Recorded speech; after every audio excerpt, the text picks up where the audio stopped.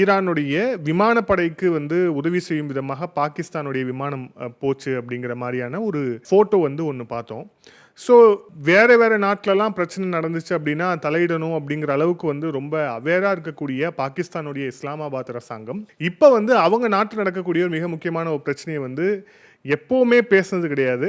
அதே மாதிரி அது சம்மந்தமான செய்திகளும் பெரிய அளவுக்கு வந்தது கிடையாது. ஆனால் இப்போ அவங்களுடைய லோக்கல் மீடியாஸில் இது சம்மந்தமான செய்திகள் ஜாஸ்தியாக வர தொடங்கியிருக்கு அப்படிங்கிறத பார்க்குறோம். அது மட்டும் இல்லை, நீங்கள் பாருங்கள், பலுச்சிஸ்தான் அப்படிங்கிற அந்த பகுதியில் ஒரே நாளில் 5 தாக்குதல்களை பாகிஸ்தான் ராணுவத்தை நோக்கி நடத்தப்பட்டிருக்கிறது. ஒரு தாக்குதல் இல்லை, 2 தாக்குதல் இல்லை, 5 தாக்குதல்கள் ஒரே நாளில் நடந்திருக்கு அப்படிங்கிறத பார்க்குறோம்.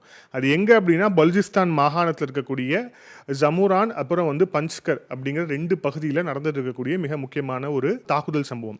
இதை வந்து வழக்கம் போல பலுச்சிஸ்தான் லிபரேஷன் ஆர்மி அவங்க தான் நடத்தியிருக்கிறாங்க. அதே மாதிரி வந்து பாகிஸ்தானுடைய துருப்புகளை மையமாக வைத்து நடத்தப்பட்ட தாக்குதல், அவங்களுடைய வாகனத்தை வந்து சிதறடித்து நடத்தப்பட்ட தாக்குதல். இந்த தாக்குதல் சம்பவத்தில் 4 பாகிஸ்தான் இராணுவத்தை சேர்ந்த வீரர்கள் கொல்லப்பட்டிருக்கிறார்கள் அப்படின்ட்டு அவங்களுடைய பலுச்சிஸ்தானில் இருக்கக்கூடிய லோக்கல் மீடியாலேயே வந்து ஃப்ளாஷாக இது மிகப்பெரிய ஒரு நியூஸாக மாறி இருக்கு.